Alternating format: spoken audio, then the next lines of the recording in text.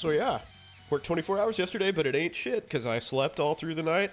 I'm ready to go. Let's do this. I'm super pumped about all of these balance changes that GGG's putting into the new Path of Exile patch. So I'm planning for this to end up on YouTube. So if you are watching this on YouTube down the line, don't forget to like and subscribe so you can get more videos from me. Man, it's a beautiful day. Glad I get to do this. Yeah, so as I have read through these notes, all three of them. If you missed the memo, the balance manifesto this time around was so large that they broke it into 3 sections and released them on 3 different days, which I personally think is a fantastic approach. What I also think is a fantastic approach is this format that GGG has used, where they said, here's the problem, here's our solution to what we're doing. And then below, they have the nitty-gritty specifics, which for this one is a shitload, but for the other things, it's not quite as extensive. So I think that is, like, super easy to digest, and it's a really, really nice way of approaching this. So GGG, if you care what I think, and if you happen to be listening to this, please do this again. I think this is a much more transparent and easy to understand way of presenting your thinking. Yeah. So with that in mind, I really like a lot of the changes that they've made. I know that the changes essentially blow up our conventional thinking about the metagame in Path of Exile, which I think is a huge plus. I think that's nothing but a benefit. Like, it forces people to make new builds and be creative and come up with new cool stuff. And again, that's awesome. I think they were kind of driving at that with the last patch, but were clearly pretty heavy-handed in their, like, destruction of the current way of playing. This is more like tweaking things and changing thing, like side grading stuff, basically, which I think is awesome. Instead of just making, you know, mana costs insane and just gutting people's current favorite gyms. Now, it seems like there might be a fair amount of gutting going on here, to be fair, but, like, I think the way that they have managed the issues that they cited is very, very good. Well, with that, let's just jump right into it, and we'll do this parts 1 through 3. So I'm not going to do this in, like, excruciating detail. You can go to some of the bigger streamers to get that, but I just want to kind of hit the highlights, and frankly, it would take too long to do. Ailment mitigation. So clearly one of GGG's big goals with the last patch was to make it much more difficult to achieve 100% ailment mitigation. And they did so by essentially eviscerating a lot of the ascendancy nodes that granted ailment mitigation. Whether it was the Elementalist, the Raider, was it Inquisitor? They, as I mentioned, were pretty heavy-handed with that, and it seems that they've taken a step back, and instead of just adding those things back, they made it easier to get, like basically they made it so that if you want to invest in ailment immunity, you can do so with good success. So instead of just making it, like, super rare and basically impossible to get, you now have a lot of options to do it, which I think is cool. So the big change that stood out to me is the Purity of Elements change. This is going to be a really, really popular aura, I feel like, for builds who need that ailment immunity and can't necessarily get it easily otherwise. So now it just straight up makes you immune to ailments, which is awesome. And gives you more resistances, but it has a reservation of 50%. So if you just want to say screw it and not have to worry about elemental ailments at all, and you feel like you can swing a 50% aura reservation, that's an easy way to do it. But what I actually like more than that is the other things that they've done that allow you to mitigate ailments. So specifically, like the Brine King, this seems like kind of an auto take. I'm not sure they should have done that, frankly. The Can't Be Frozen is, to me, by far the most important elemental ailment to avoid. Though that may be different now that Ignite has changed. Ignites might be a lot more painful than they have been historically, with the way that the damage has been altered. So, maybe that's something that you need to pay a little more attention to now, or will be something that you need to pay more attention to. But, as it stands, Cannot Be Frozen is huge. And I personally took Soul of the Brine King pretty much always anyway for the stun lock immunity. So the fact that it also gives you Can't Be Frozen, it's like kind of a no-brainer in my mind. So I think that this might have been a bad change in the sense that it will narrow people's choices. Like it's obviously a very powerful choice and people will like it, but it will do the opposite of what they want in that it will sort of force people to take this. So I like that overall. Soul of the Brine King, a little questionable. Flasks, they've basically, it looks to me like they're sort of fine-tuning their approach from the last patch. Like, where last patch they just came in with, a buzzsaw and just eviscerated Flasks. And now they're sort of finding the problems with that approach and moving towards what's going to be a workable long-term solution.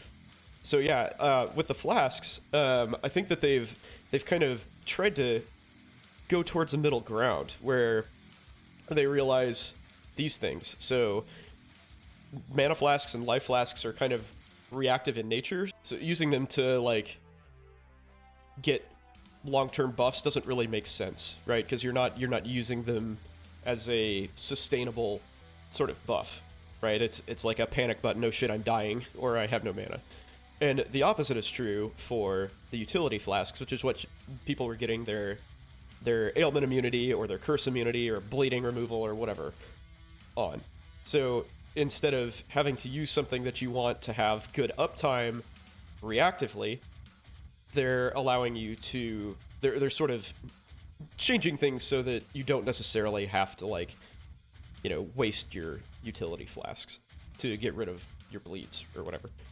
So I like this as well. So like we were talking about earlier, one of GGG's goals is to avoid things that are like universal auto use, right? So instant life flasks are something that like every single build wants.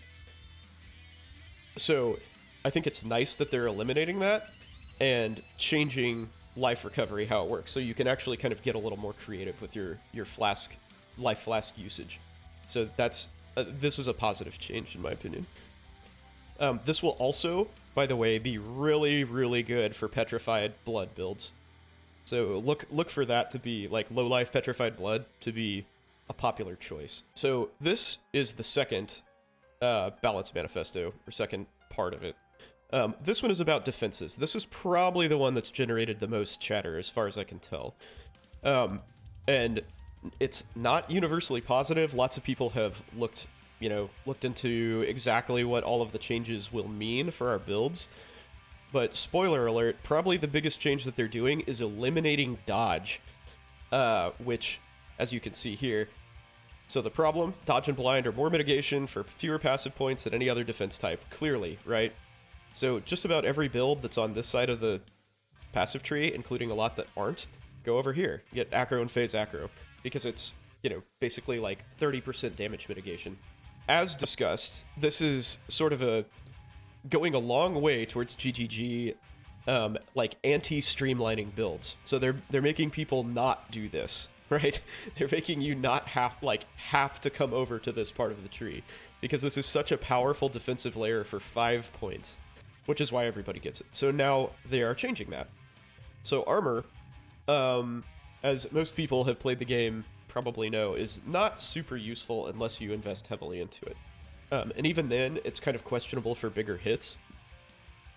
So that will be still true, but less so. So they've altered the formula basically so that it's more effective. It's more effective at decreasing damage.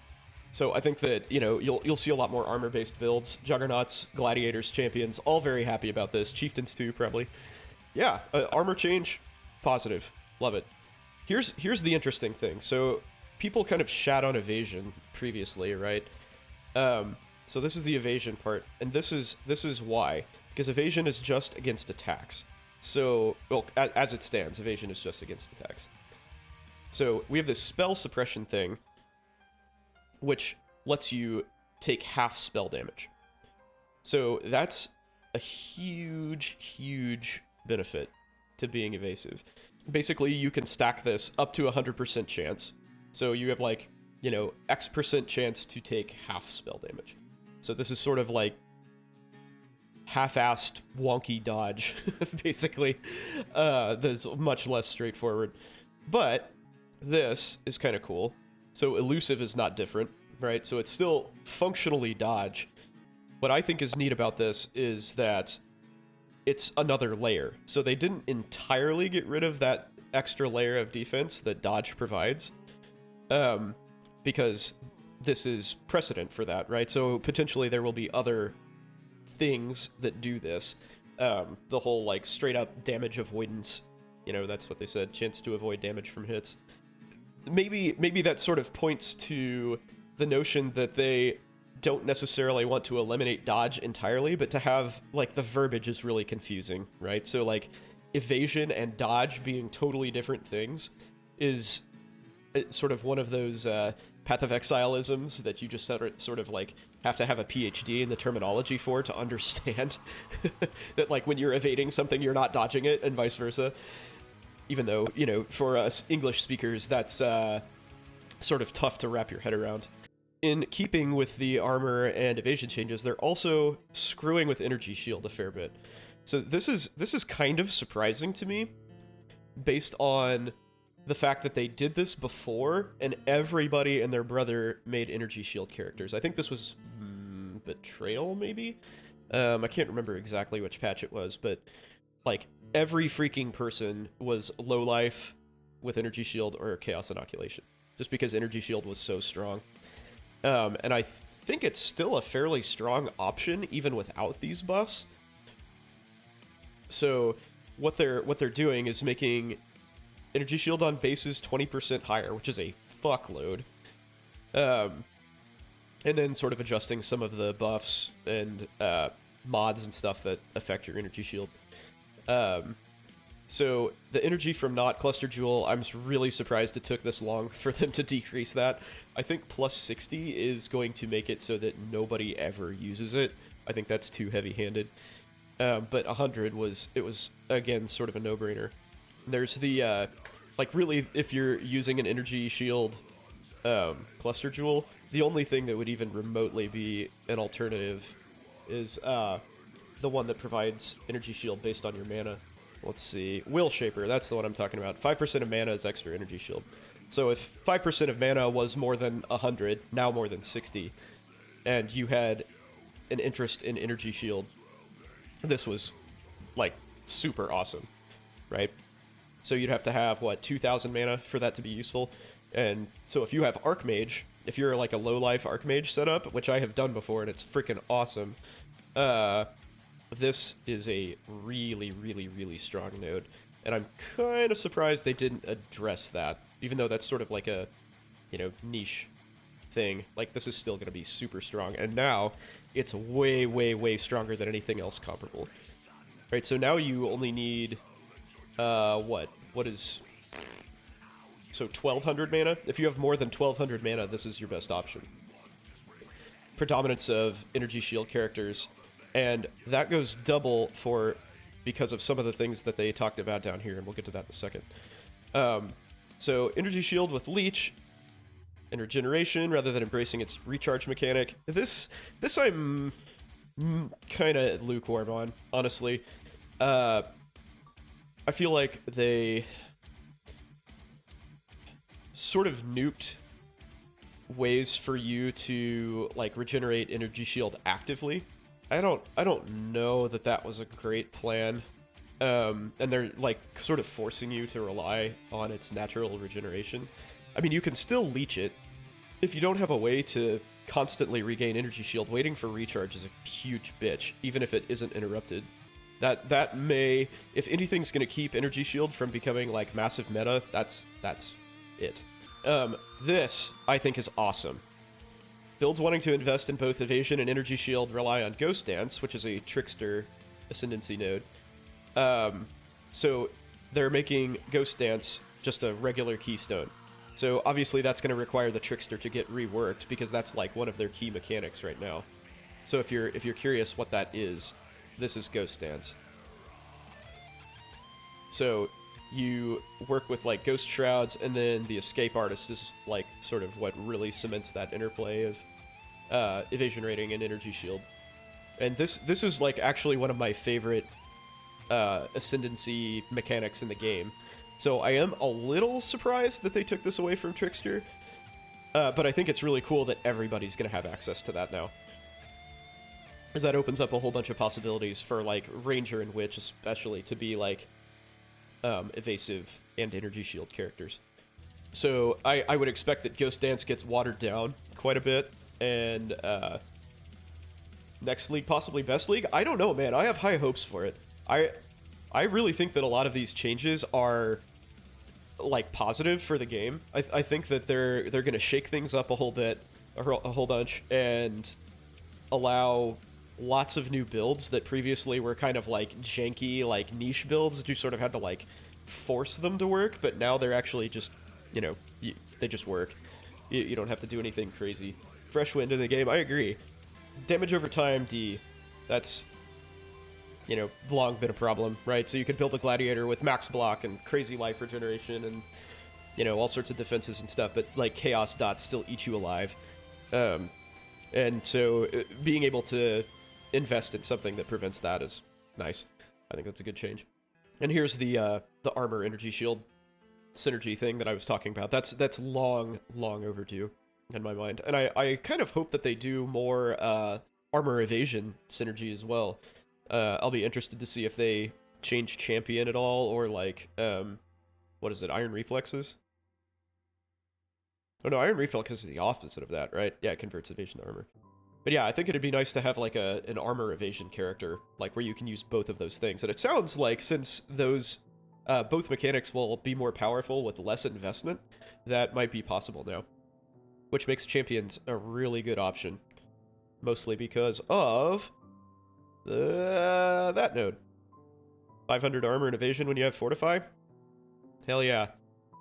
And previously, like, that evasion mostly just gets wasted. But now, if you're using both defenses, then you might be good.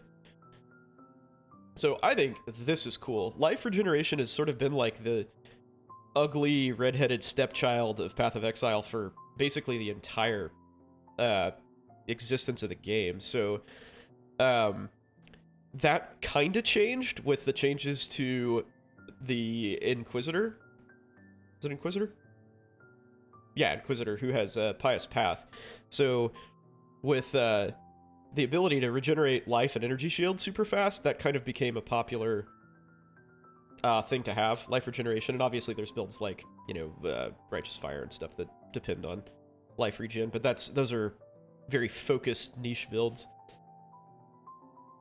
So now it sounds like that might not be the case anymore. Like actually getting life recovery rate and, you know, regeneration might actually be a useful way to build your character, which I think is awesome. So that's basically another durability and survivability mechanism that you can go for. Because right now the values just are trash, even after they buffed them. Yeah, so Gladiator Ascendancy is far more efficient for block compared to any other class. You know, I don't really see the problem with that. Like, that's their whole thing. Sounds like Ultimatum. Fair enough. Fair enough. Yeah, so Versatile Combatant is, or Combatant, actually. Versatile Combatant, sorry. English is hard. That's, really, really good node, to say the least. I mean, basically, you can just invest in attack block, and it gives you, you know, 60% spell block or something, which makes you super durable instantly. So now it sounds like it functions similarly, but it gives you minus 25 max chance to block attack damage and spell damage. So basically you cap out at 50% chance to block. So, yeah, I mean, that's still pretty good. It's a nice defensive layer, but it's definitely not the, like, barricade that it used to be, or is currently, I guess. So the fact that you can actually get like useful amounts of block on shields now is long, long, long overdue.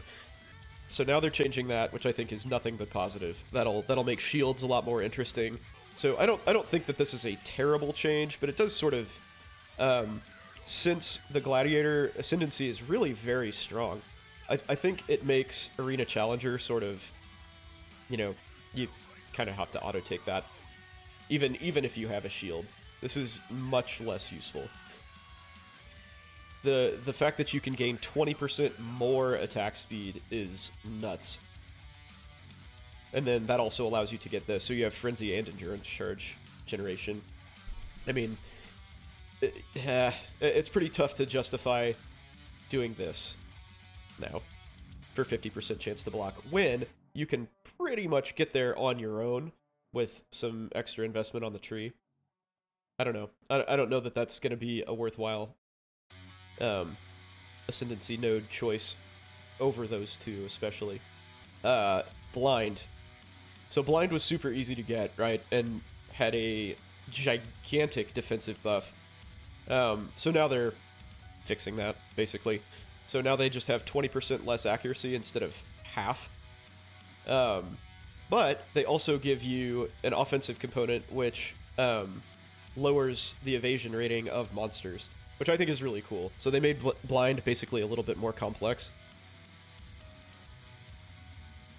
And I think that's really cool. That's nice. So Flesh and Stone, blinding enemies, that goes away. Well, I guess it doesn't go away, but it's, it's not the, like, auto take that it was.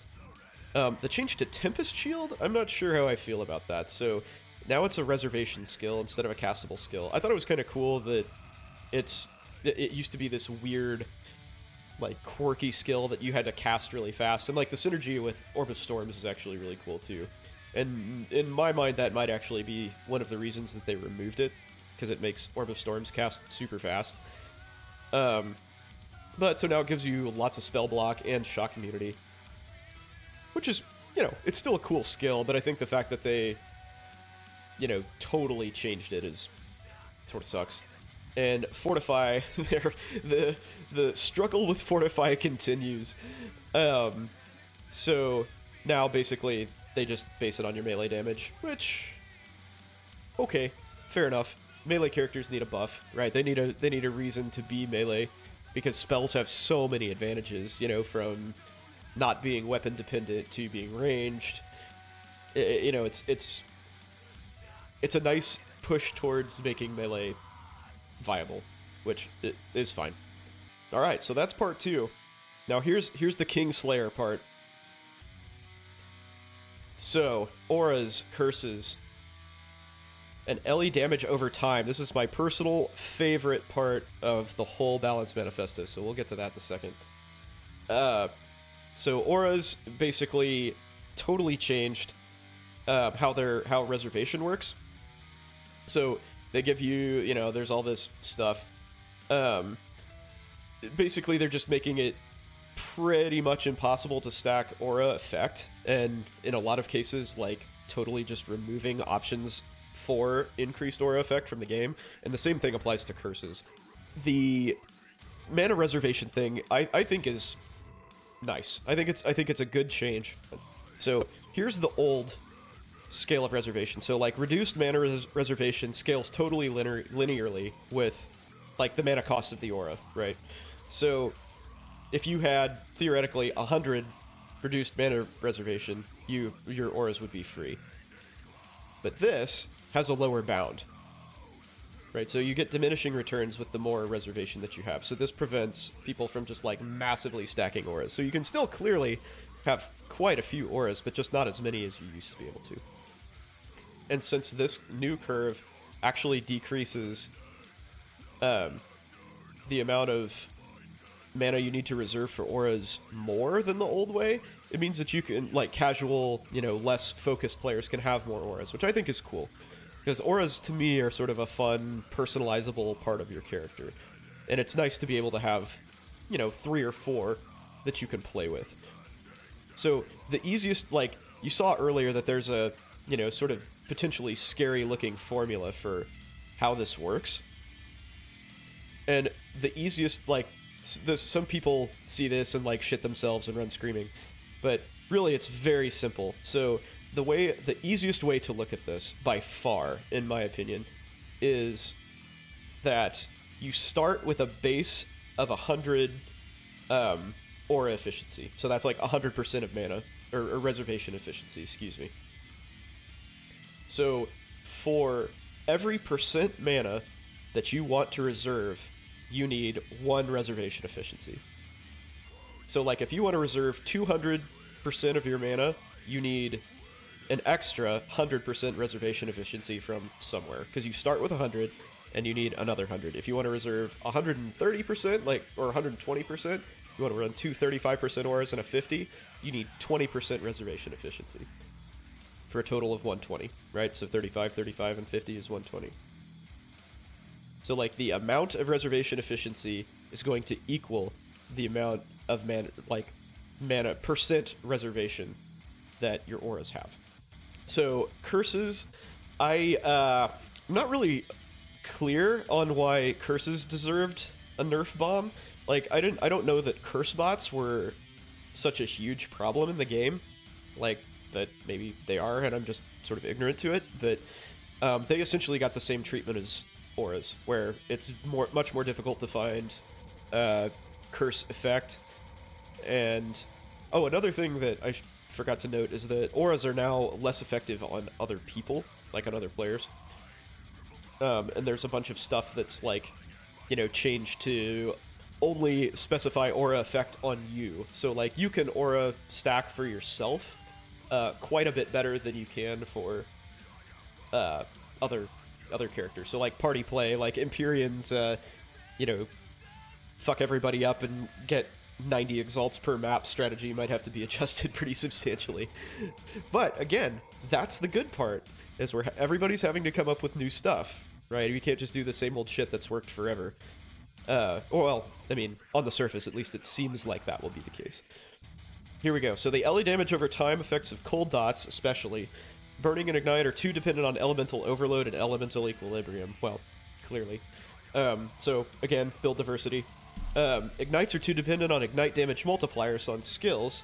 Yeah, right. So like you basically, as it stands, can't make a decent ignite character without cluster jewels, or in-game ignite character without cluster jewels.